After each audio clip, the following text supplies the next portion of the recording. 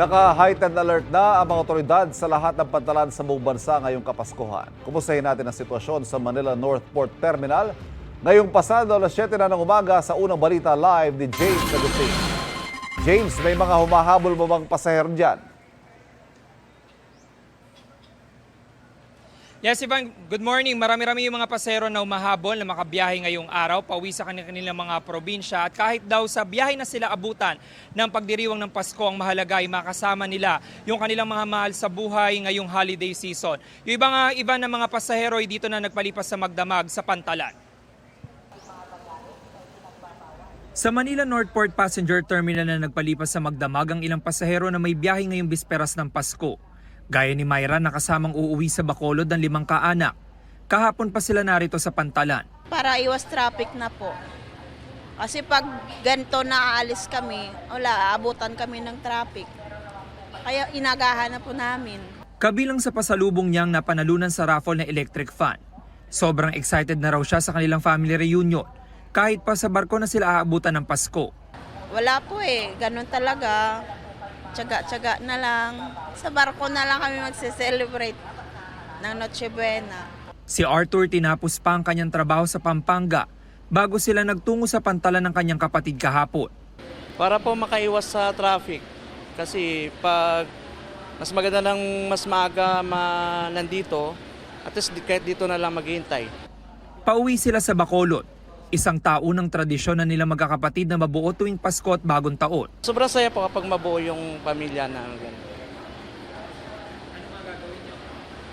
Siguro, siyempre, papasal din doon, mga kamag-anak din na papasyalan. Maaga rin sa Pantalan si June na biyaheng Cagayan de Oro. December 26 na siya makakarating sa kanilang lugar. Importante, makauwi ako at makasama ko yung pamilya ko, lalo-lalo na yung mga anak ko, Tres Marias.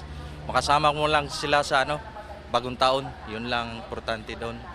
Mahigit isang taon na niyang hindi nakakasama ang kanyang mag-iina, kaya susulitin na raw nilang 2 linggong bakasyon. Siyempre, magbabanding kami, ganun lang. Mag-outing, maligo, ganun lang, kunting salo-salo, espesyally sa New Year's, ganun, kunting handaan para sa kanila. Excited daw kayo? Yes, excited. Siyempre, makakapiling ko na yung aking mahal sa buhay. Ang Philippine Ports Authority, naka-heightened alert sa lahat ng pantalan sa buong bansa. Ipinatutupad din ang full manpower at no-leave policy para sa mga empleyadong nasa frontline. Tinatayang aabot sa humigit kumulang 4.5 na milyong pasahero ang babiyahe ngayong holiday season sa mga pantalan mula December 15 hanggang January 5.